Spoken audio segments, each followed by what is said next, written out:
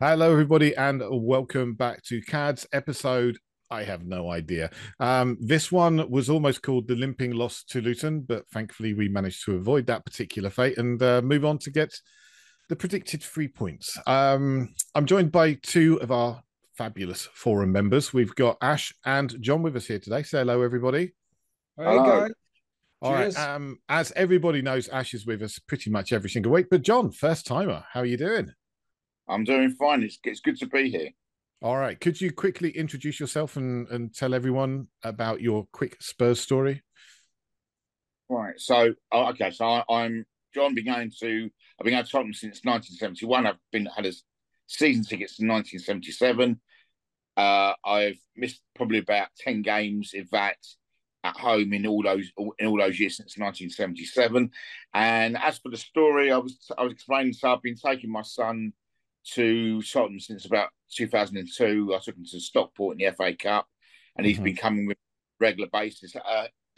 Not the last summer, the summer before.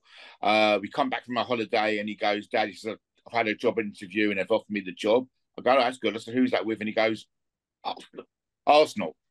So he couldn't go to the game yesterday because he's actually on tour with Arsenal in Florida at the moment. So with one of the academy sides. I mean, to be honest, it's a good job. They're treating well.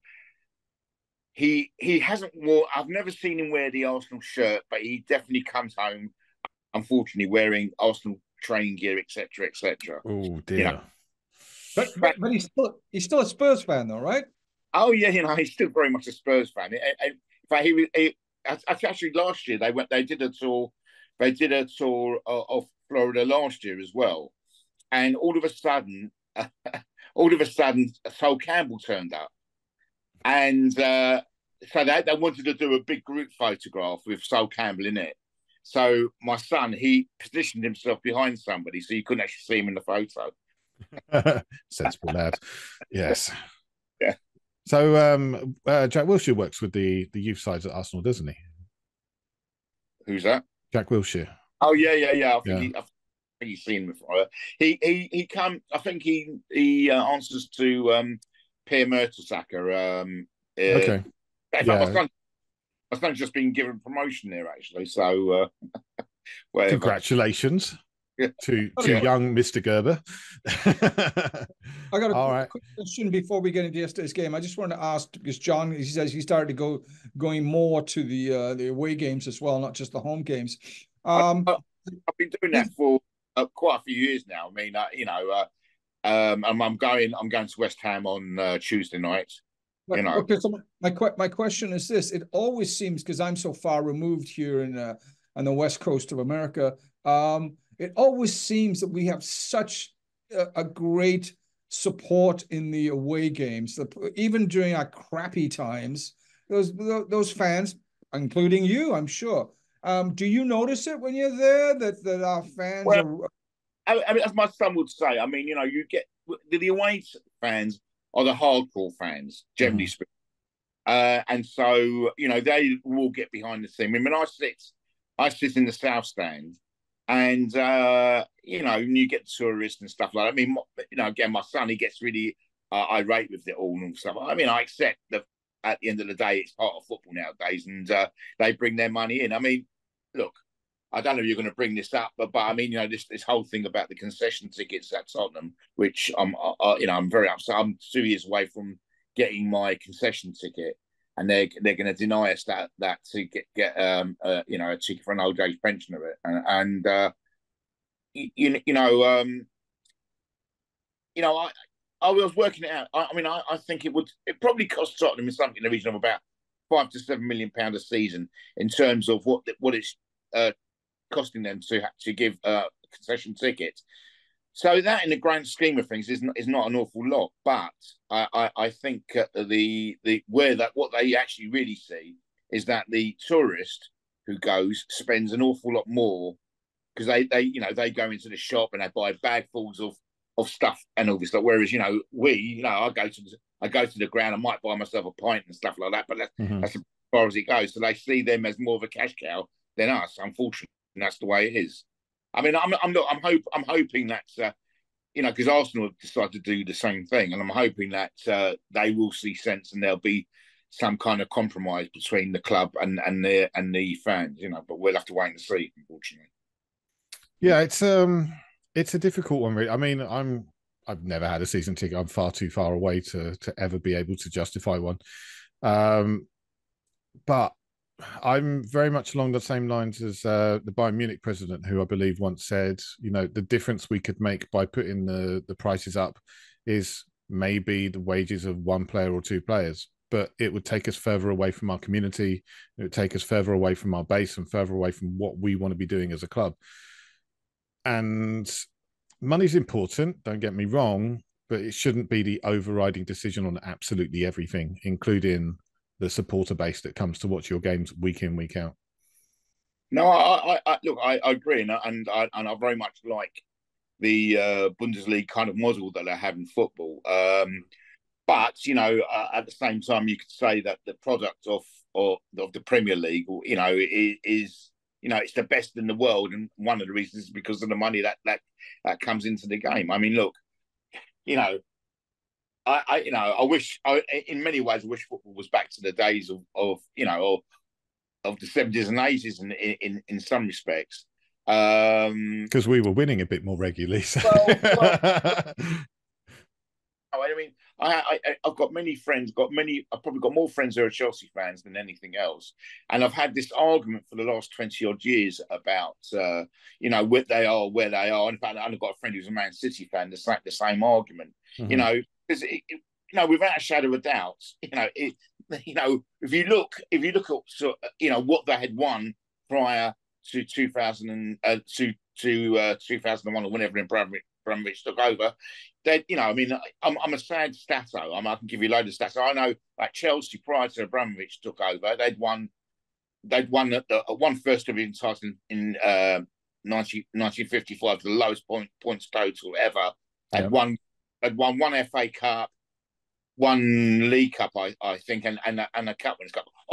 Actually, I have to amend that, because they did actually started winning under Viola, didn't they? They won the FA Cup and the League Cup and the Cup Winners' Cup in the late 1990s. Yeah, but it's all sort of took off under Abramovich. And if you think prior to him taking over, they, in terms of trophies won, they were miles behind us. But now they are above us. City are above us, and so it's all about money. And I hate it. And I've had this continual argument with with like my son and his friend and all this, because I understand the history of the game, of where top were in the sense of, we lost a lot of grounds when we nearly went busted at the turn of the 90s, and we've been playing catch up ever since. And people don't like Levy, but he has. If anybody says that the club hasn't moved forward under his tenure, it doesn't know what they're talking about. The club has definitely moved forward. You look at the stadium, and to me, the stadium, I know some people don't like it and stuff like that, but at the end of the day, I think that's testament to him, and it's going to be a thing that's going to push us, hopefully, where we will be able to truly be on level footing. Maybe not with City and Chelsea if this FFP or whatever you want to call it is not administered properly, but certainly puts us on a much level footing with the likes of Arsenal and Liverpool, and hopefully we able to push forward. And I think we are starting to see that with leaving and what they're doing now. I mean, somebody made a remark on one of the group chats today about going on about Levy again, and I said, look, let's not go down that road again, because to me, I see a lot of positive things. It's not perfect. He's definitely not perfect, but it's frustrating, because for me, I see that what's got in the way all these years. What's got in the way for us It's been Chelsea and now City, and now maybe Newcastle as well. Yeah. Anyway, I'm going. Liverpool getting supercharged with some money along the way as well. Man United being able to dominate things with the income they had for a while, and now we're finally at a stage where we're getting close to the kind of commercial impact, the income from season tickets and from get turnstiles, and the income from each match day. We are up there with the very best at the moment. Well, So, but most fans have that they feel like they've got this Formula One link up and the the NFL and all that kind of stuff. And people feel that's a reason to knock him, but I think it's the reason. If you look at Arsenal Stadium, for instance, opened 2005, 2006, yeah, something like that. In that time, their stadium has been used for the odd pop concert, and it's had a few Brazil internationals, etc. But it's hardly been used at all. Whereas in the 5 years, I think it's 5 years next week that the stadium's been opened, and we've had the intervening period with COVID. You look at what that stadium has held with NFL, Beyonce, the rugby matches, boxing matches and stuff like that. That the stadium, people around the world know of the Tottenham Hotspur Stadium, and I understand in a way why Levy is maybe not in such a hurry to get the naming rights for the stadium, because the more it becomes internationally known, the better he will be able to get a big brand or whatever to pay the money that he's looking for. Yeah, last I heard on that, they're talking to people, but they're always talking to people, and there's nothing really lined up because they're really happy with the exposure that the name is getting, and that in itself is worth something to them, and the money that they're getting offered isn't going to offset that.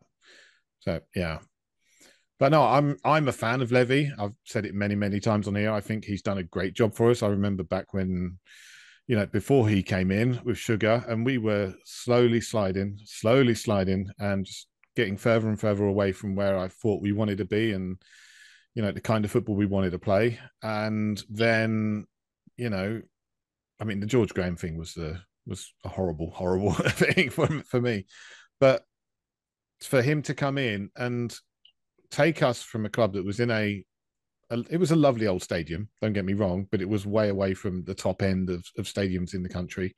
It wasn't big enough, didn't have that commercial opportunity, and he's brought proper money to the club through commercial endeavors, and now there's the sponsorship, and now there's the gate receipts and all those kind of things, and it's just taking us further up the league. Look, I've been, I say I go up and down the country. I've been to loads of European matches and things. I've been to probably in excess of 100 stadiums globally, and I can tell you, I take great pride. I take great pride in the fact that I think it's arguably one of the best. Maybe the new Bernabeu. I haven't been to the Bernabeu since they've redone it up. But I think it's the best stadium out there. It's a fantastic stadium. Look, there's a lot of corporate and stuff like that, but unfortunately that's the way the sports go now. I don't have an issue with the stadium. You go to something like Old Trafford. That is desperate. That stadium. So it's a massive stadium, but it's desperate to be redone. It hasn't even, my son's silly thing. It hasn't even got a large screen, to show you the action and stuff like that. And you look at Tottenham, it's just a fantastically appointed stadium. You go to something like Stamford Bridge. When at half time, if you want to go for a piss, pardon my friend, you want to go for a piss for yeah. You don't know which queue you're in because it's so cramped up. But you look to Tottenham, fantastic. Have you been to the stadium? No. Well, obviously there was COVID, and then I've now got young kids, and money is not particularly flowing freely, so it's not been an option. It's on the list of things to do as soon as I have some spare money, but right now it's just not affordable.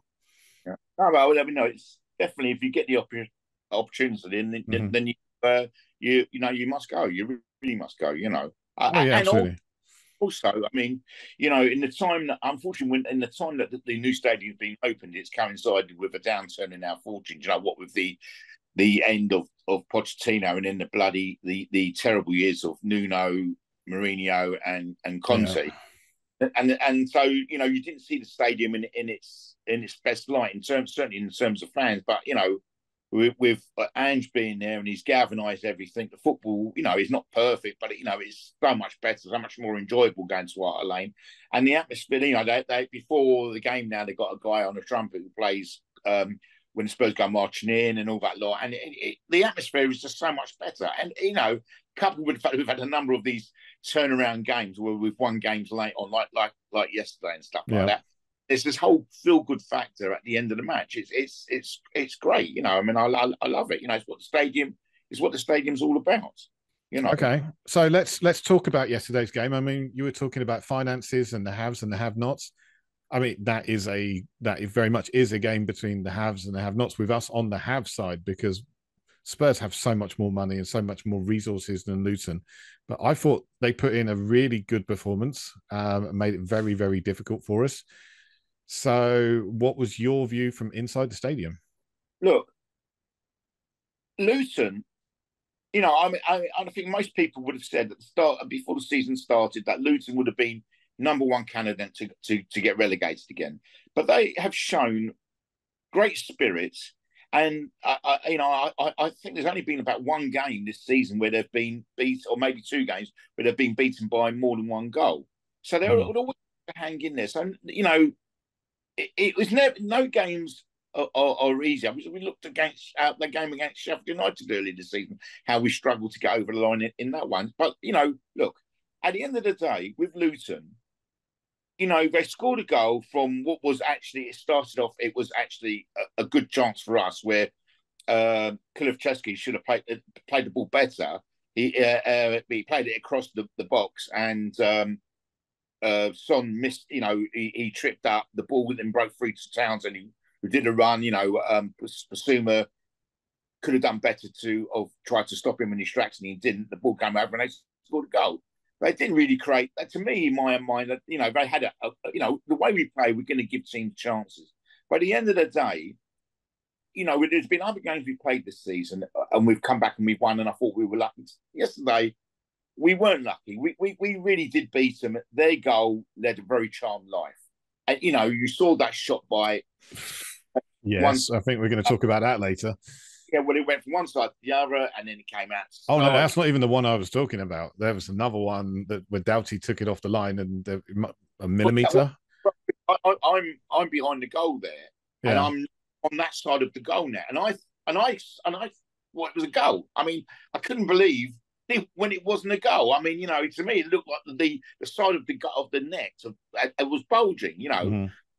Must have been the guy's foot. I mean, I've seen the still that they show you where if the ball's crossed the line or not. I mean, it's got to be one of the closest ones you'll ever see. But to what I'm saying, is yes, we just about won the game yesterday, but we did actually beat them well. We had, their goal definitely led a charm life. But look, credit to Luton, they gave us a game. These games are never easy. And also, like what I said on the chat, it was that, look, at the start of the season, the majority of fair-minded Spurs fans, what did you really want from this season? Well, for me, I wanted to see us playing football again. Well, we've seen, right? And realistically, what did I want Tottenham to be doing? I wanted them to be challenging for a place in Europe. And then when I say in Europe, I mean I meant even if it would have been the Conference League, which would have been an improvement on what what happened last season.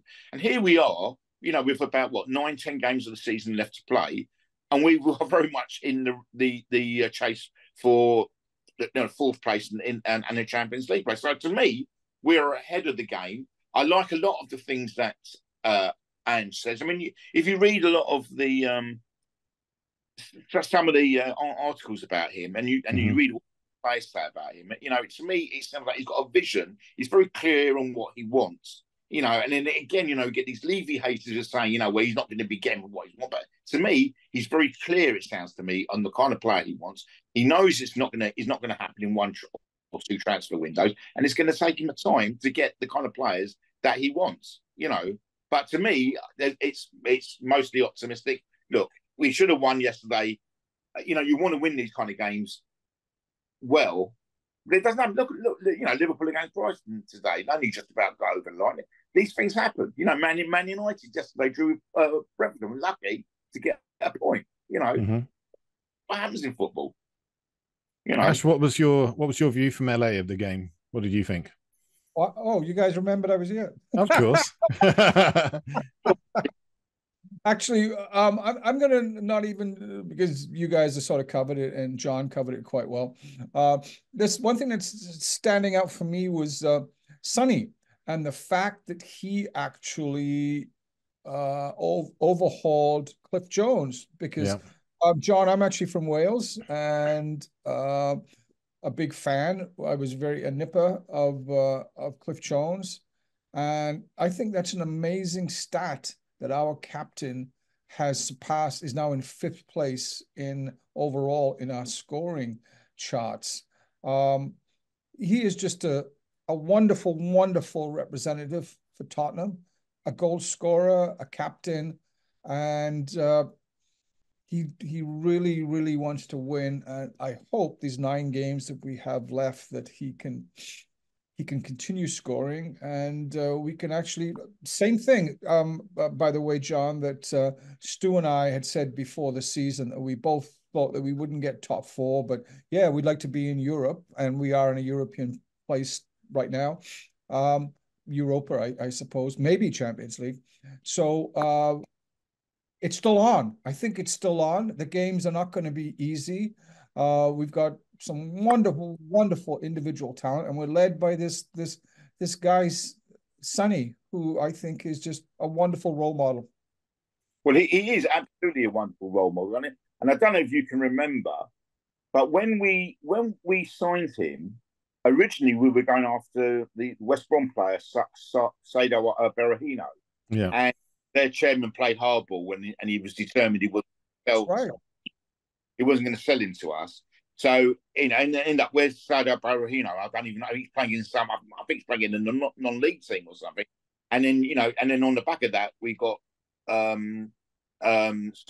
And look, and he's been a fantastic ambassador. He is, without a shadow of doubt, he's been the best Asian player that's ever come over to Europe. I mean, his record, he's like miles ahead of anybody else. I tell you something none of you probably would have picked up yesterday. At the end of the game, some little kid ran onto the pitch, I presume to try and get the shirt of Sonny or something like that. Mm-hmm. And the stewards went running after this little kid. I mean, I don't condone these things, but that's what happened. And Sonny tried to intervene and say, look, leave it. I'll look after him, and look, we'll let it be, and all this. And I'll say,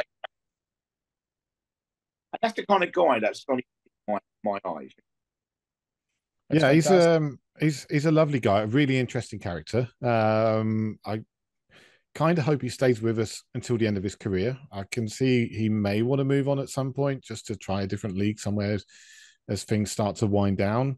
But he's the kind of guy I'd like to see stay with us, and then try and find a job for him at the club, whether it's in coaching or whether it's probably youth football, because I think he'd be so good with youth players and providing that kind of role model element that is needed.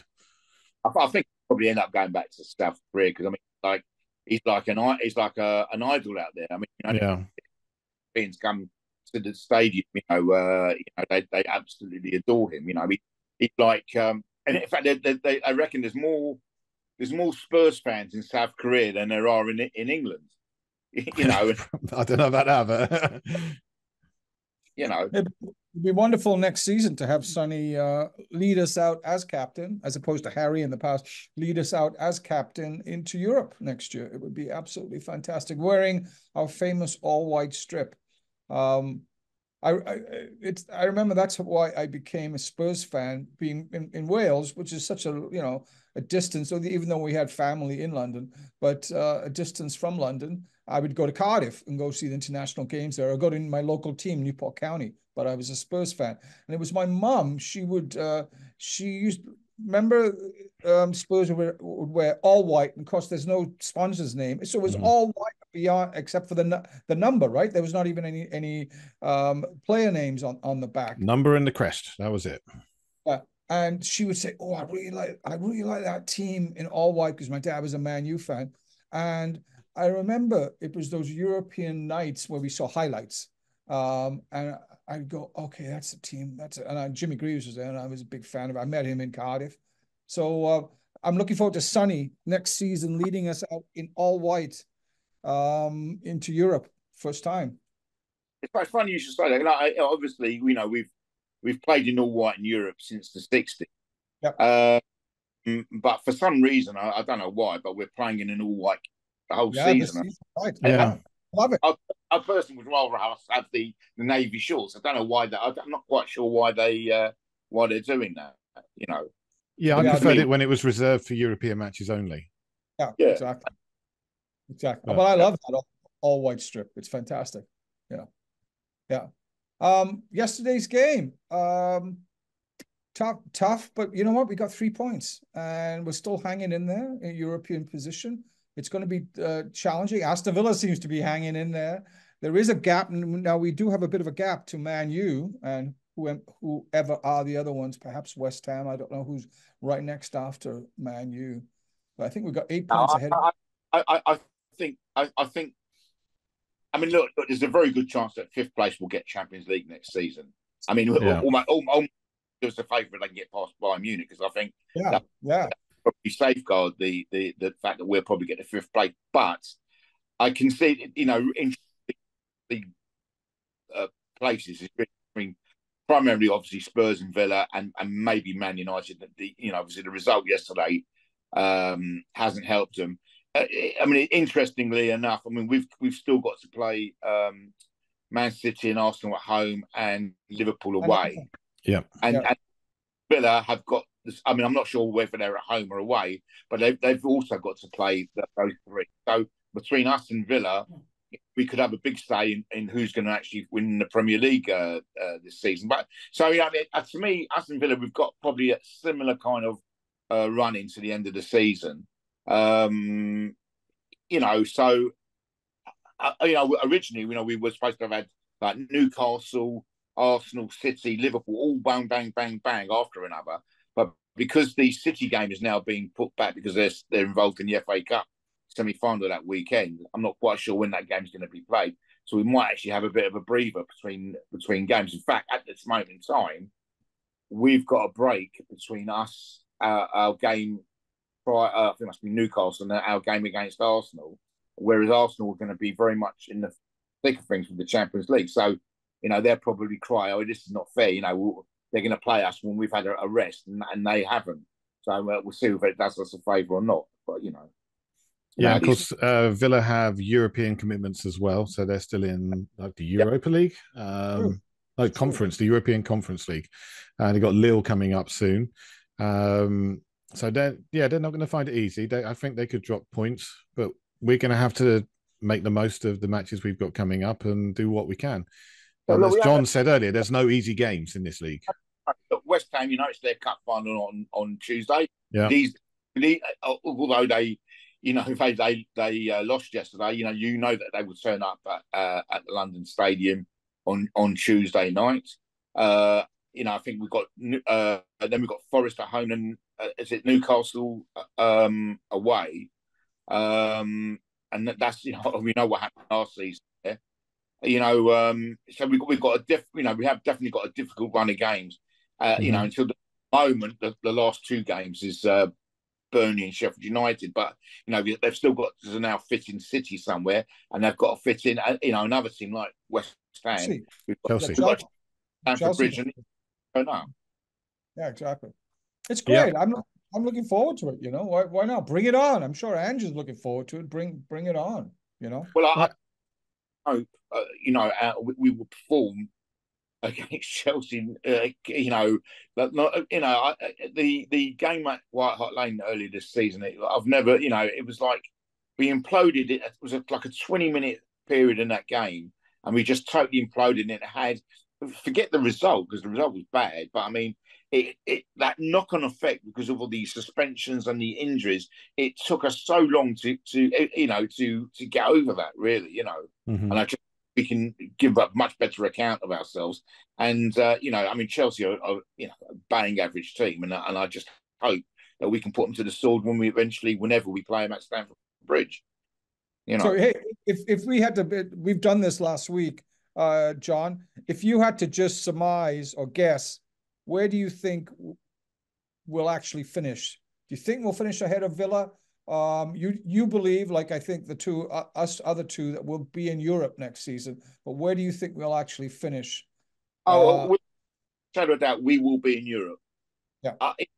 I would think at the very least it would be the Europa League, but I'm more than hopeful we'll be in the Champions League, and because of, as it was already been alluded to, Villa are going to have the Conference League to contend with amongst all their fixtures.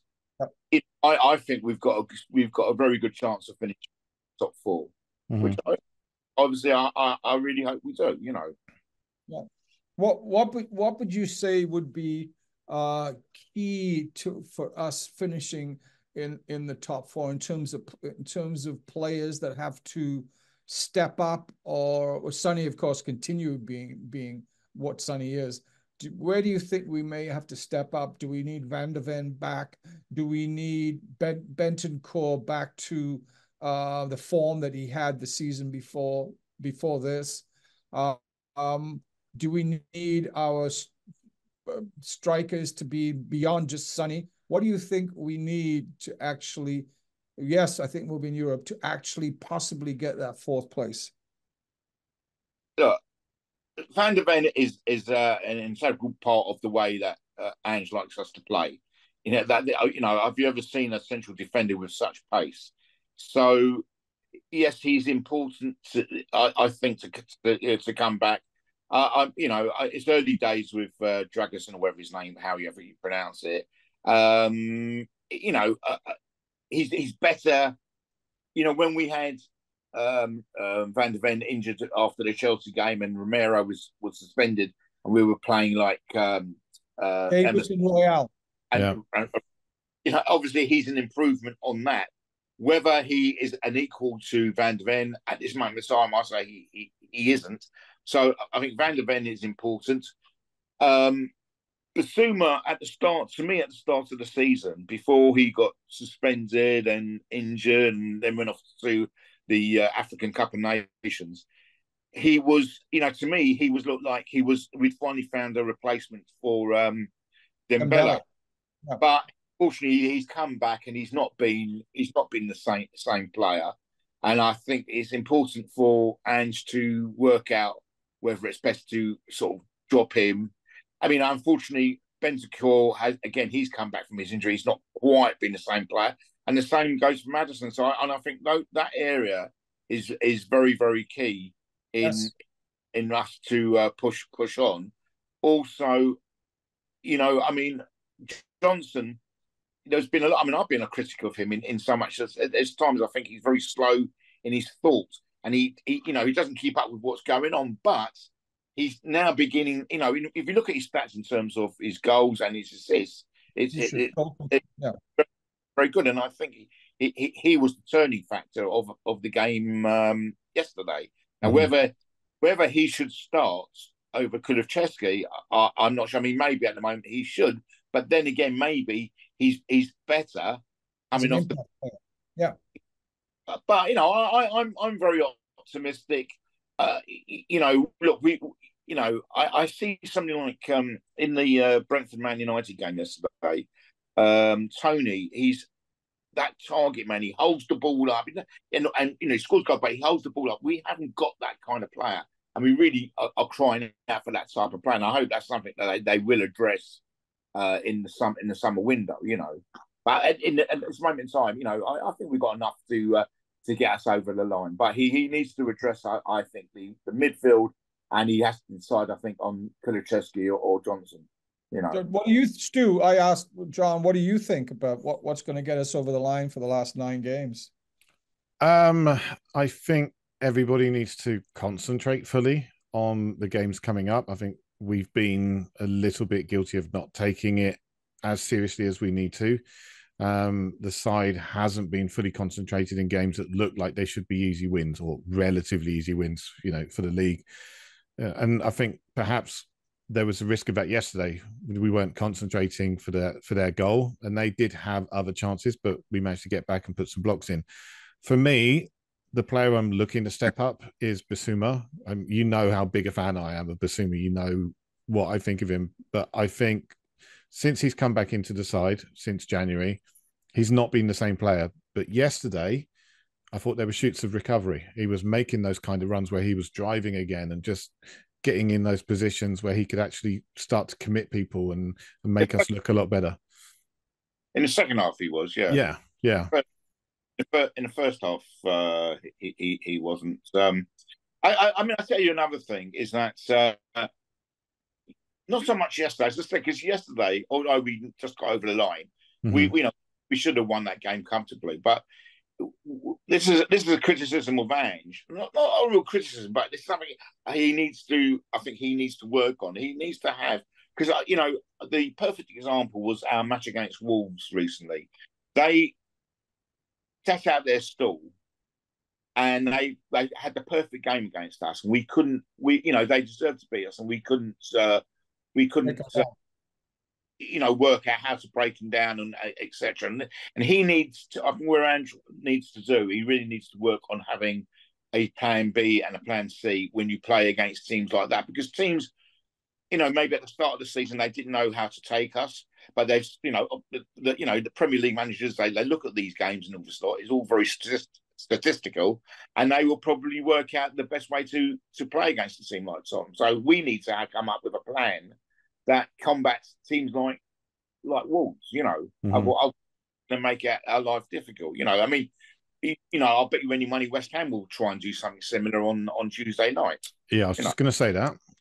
You look at our upcoming fixtures, 2 matches stand out for me, and it's the West Ham game and the Nottingham Forest game, both of whom are probably going to play a low defensive block, which is exactly where we've struggled in the past. And then, of course, last game of the season against Sheffield United, we struggled to break them down playing that way in the first game. But then the rest of the games, we got teams who are likely to come out and try and play football against us, and that normally works quite well in our favour. So let's hope so anyway. Yes. Well, good point. Of course, they are very, very good teams, so it's going to be difficult. Yeah. But as I said, it is difficult. I'm not quite sure of I know Man United have got to play Liverpool. I'm not quite sure of the other fixtures that they've got, but I think they've got to play Arsenal as well. So but I think our fixtures are fairly similar to what Villa's is. So there's no way we're going to win all our games to the end of the season, and we're going to drop points. But so will the other teams. That's the way it is, isn't it? And we've got a 6-point lead over United, but in effect, 8. 7. Or is it 8? It's an 8-point lead, which in actual fact is a 9-point lead because our goal difference. Yeah, that's 3 games already just to catch us up, and the games are running out thick and fast. So to me, we should, unless we absolutely implode, to me, we should get ourselves over the line, whether it's 5th or 4th. I mean, I'm hopeful it'll be 4th, but I think we're good enough certainly for the 4th or 5th place. Okay, Ange, let's turn your question back on you. What do you think is going to be the difference? What's going to make the difference in the run-in for us? Yeah, I think it would be great to get a guy like Werner actually scoring, or even Richie back to scoring. I think that one or both of those guys would be fabulous to contribute with Sonny. It would be great. Okay, here's an aspect about Maddison, and somebody else was talking about this. Teams have sort of glommed onto him, and I think they're putting 2 players on him. And if he's our only creative source, you're essentially blocking him out of the game. We're being nullified, which means that we have to have another creative source or somebody who is there but has to step up alongside Maddison. I don't know if it's Decky. I don't know if Sarr can do it. I don't know. Bentancur, when he was fully fit and healthy, has that ability. But I think in terms of creating chances for those forward players, I think it might come down to what our midfield actually does, and how do we stop them from basically nullifying a guy like Maddison?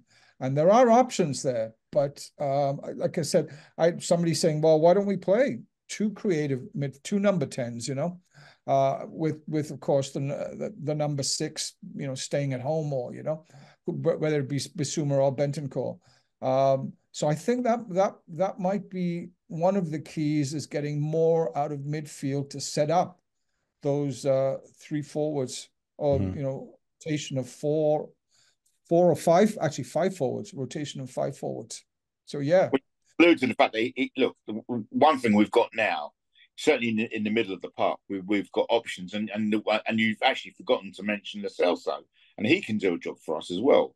I think he's a if his mind's set, I think he's the kind of player, he sees those little passes and stuff, a bit like Maddison. He's the kind of player that can do that. And so if Maddison's off, and he took. I mean, I tell you what was interesting yesterday is sometimes I think Andrew's a bit slow in making the substitutions, but yesterday I think he all his substitutions were spot on and at the right time. He really did a good job in that respect yesterday. And he took Maddison off, and he brought the likes of Bentancur and Lo Celso on, etc. And he obviously took Kulusevski off and brought Johnson on, and at half time, which was a big call at half time. Early move, yeah. It was the right one. By the way, you also, that thing about Johnson, I love the guy, but when you do start him, he doesn't seem to have the same impact as when we bring him on as a sub. It's just the last. Maybe that is his role at this moment in time. Is maybe it's better to be an impact sub than to start him from the very beginning. The Højbjerg effect. Yeah, I think it's a confidence thing with him. As he builds up confidence, he will become a very good starter, but perhaps not now. And hey, he seems to come on. By the way, what is the deal on you set up a beautiful cross into the box, and a defender puts it into his own goal? You don't get an assist. You do get an assist. What is that deal? I think you still get an assist. BBC didn't give an assist. He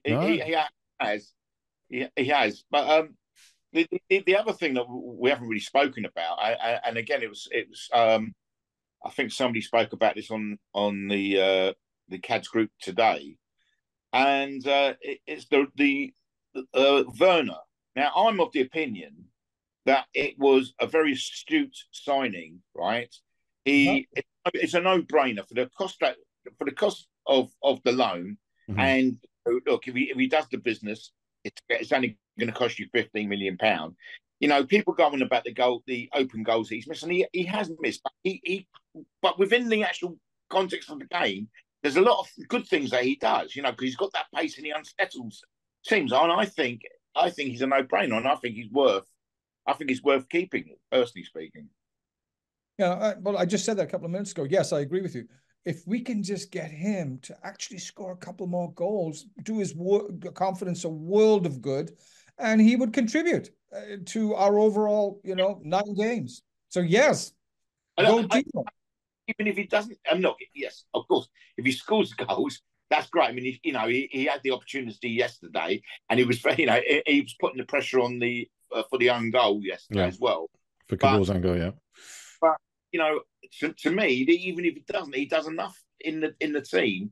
He's had assists, he does his running and stuff like that. He's brought enough to the team without the goals. Me personally speaking, and hopefully as because I remember him coming to Spurs as the Leipzig player, and he was excellent. So he's obviously got that kind of ability there, but he's obviously between the moves to Chelsea and the going back to the Bundesliga, he somehow has lost, that confidence. And what football's like is that it's all about, a lot of it is in the mind and stuff like that. Maybe he seems to be happy at Tottenham, and Andrew's the kind of guy who puts his arm around players if they need it and stuff like that. Maybe he's the guy who will get Werner functioning like we've not seen in the Premier League yet. Mm-hmm. He certainly looks a lot more comfortable in a Spurs shirt than he ever did in a Chelsea shirt.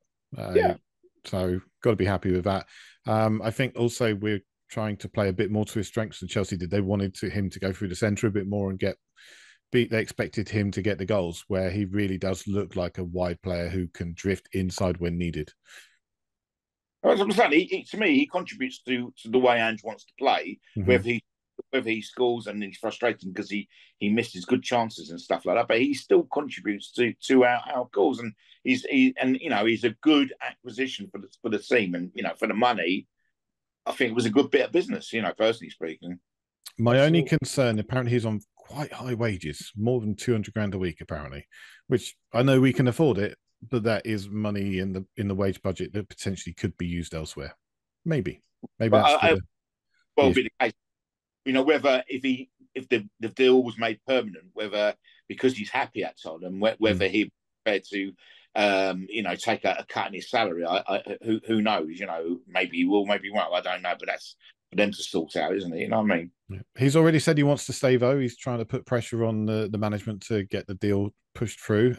Does need to be done by the end of April, I think, if we're going to take advantage of the clause in the contract. So. Well, in Ange we trust. As I said, I very much believe. I think back to Conte and the way he. I prefer not to. But... the guy we got from Forest, Nuno. What's his name? He's Nuno. gone on loan in Italy. I can't think of his name now. Back. Jed Spence. Jed Spence. Right. Okay. Yeah. The way Conte treated him and stuff like that, it was a disgrace. And you won't get that with. Me personally, I think all the players that the club bring in now, it's not thrust upon Ange. We're going to give you this player. He's very much in the conversation, and and the final say, I believe, is down to him. Yes.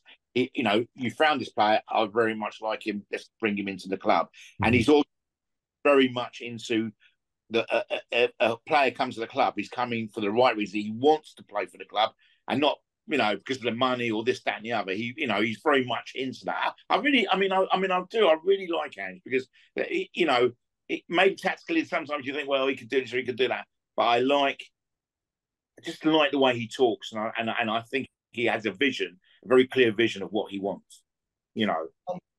I feel that he's a learner as well, because he is in a much tougher league than he's ever been in. And what you were just referring back, John, about plan B or C, we've had these discussions before. I'm hopeful that, yes, he'll go, okay, I'm in a different league now.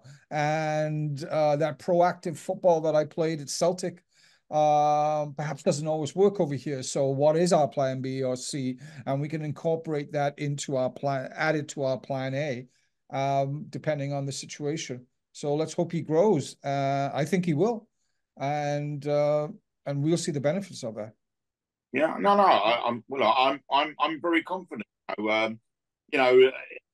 As per usual, the media are trying to stir up something. Alonso has turned around and said he can play at Leverkusen. So naturally, and you said he supported Liverpool as a kid. He's going to go to Liverpool now because they're going to come calling. But I don't think it's as simple as that. Look, I wouldn't say we're Liverpool because we're not. But we've got a lot of things now going for us that will make us. We could be the equal of Liverpool. With the right people at the helm of the club. So maybe he can see that. That this is the place he can. Look, whoever gets Tottenham over the line, they're going to be a legend, aren't they? The club has got everything there to actually get over the line at some point. And then I just hope it's in my lifetime. That's all. Yeah.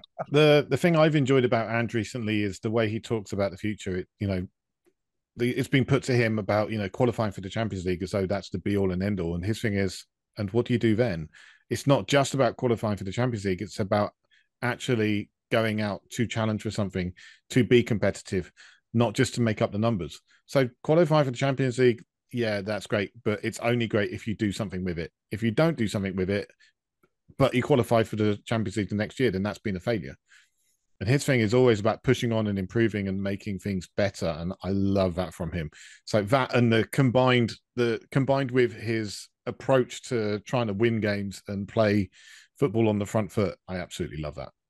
Listen, we did that with Poch. Poch got us to the Champions League final. And at peak Poch, we were a very proactive team. So it's not as if we haven't had that. We have had that. We're looking to reincorporate that again, that positive spirit again, and get back to where we had a chance of changing our history completely. No, but even Poch sometimes, I think, went down this route, he to him, there was the only things that really mattered was the Premier League or the Champions League. And would, even now he would say, well, are we out of the title race? I mean, all right, maybe now he might. But him, you're still going for it. Don't go for it. He's got that kind of ability. A lot of so much positive. I remember when we were fishing around for a new manager last season. A lot of people, I remember my son included, wanted that Nagelsmann, and I'm really me too. I was in that group. Well, in hindsight now, I'm really glad that we didn't get him because I think somebody like Nagelsmann, he's got the credentials of obviously being very, very good, but would he be looking at Tottenham as a kind of a stepping stone, and that we're beneath what he really wants to be? Whereas somebody like Ange, this is a chance to him really prove himself, and it makes a big difference. My thinking on Nagelsmann was he's just come from Bayern Munich, where he had a bit of a tough time, having been at one of those, top tier A++ clubs, which can have a bit of a short term. That's my cat priority. Hello, cat. Can have a bit of a short term priority, but I thought maybe he'd want to come to Spurs and build a legacy for himself. Whereas Ange is a little bit too old to build a legacy. He's 58 now, so maybe we get 4 years, 5 years out of him. But after that, we're going to have to be looking around again. Whereas if Nagelsmann had committed and done well, we could have been talking 20 years, which would have been lovely. But that was my initial thinking at the time. How many managers stay for that kind of length of time? And I tell you something. Another interesting thing about Ange is that when most managers or coaches join a club, they want to bring their own team with them, the people they've worked with. Yeah. And he has said he rather have different people. And so he doesn't bring people that he necessarily knows. And again, I think that's a good aspect. And maybe it means that looking at the future, if he I think he's probably got longer than 5 years. But I think that he will probably be looking for somebody else to come in. Again, if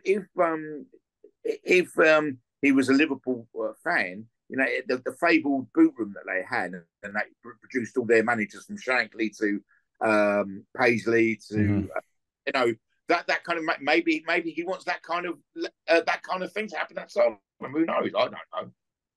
But I mean, I said, I'm definitely an Ange fan, in many aspects, and I'm just, you didn't go to the stadium over the last 2-3 years, and it was a horrible place, and the fans were turning against the fans.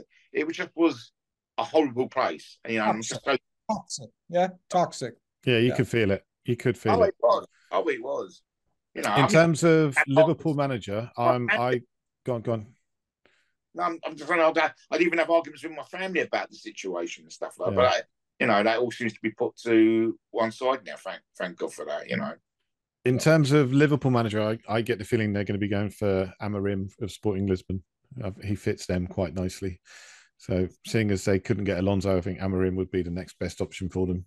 But well, hopefully you're right. But you know how the media works. I mean, oh yeah. I mean, there's one good thing about Kane leaving us is that we didn't have this bloody circus every year, about is he going to stay, is he going to go, and all that kind of. At least we haven't got that anymore. You know what I mean? But now every season it's going to be, is he coming back? It's already started. Is he going to come back to the Premier League and come back to Spurs for the Champions League next year? No, he's not. I've also been linking Van der Ven with Man United as well. You know, okay. They can whistle. Yeah. So, that's the way it is. All right, okay. We've had a good old chinwag tonight, but there is another game on Tuesday. Obviously, West Ham in the league. It has to be in the league because we've got nothing else. It's a tough one. Very, very quickly, can I get some score predictions from you? We'll start with Ash because you have been on the quieter side tonight. Ash, what's your score prediction for Tuesday night? They'll score because we always give up a goal. Let's hope for a 2-1, 3-2 win. An exciting game. And we win and we turn them over because it is their big game. Yeah, I've got 2-1 in my head as well for some reason. John, what are your thoughts? I always hate tempting fate by predicting scores. They don't listen to us. They don't watch this podcast, I promise you. I'm going to say, always a difficult game against them. Even if we're 2 goals up, we seem to bloody give them a chance to get back into the game. I can see this being a draw. Okay. All right. Yeah. But yeah, we as the Cads podcast, we will be back on Wednesday for our next one. Again, unfortunately, we won't be live because we're still having some technical issues, but it will be going up late Wednesday night, like tonight's one is going up late tonight. But thank you, everyone, for joining us. Hopefully, you will be back with us again soon, John, because it's been lovely having you on. Ash, as always, absolute pleasure. Go on.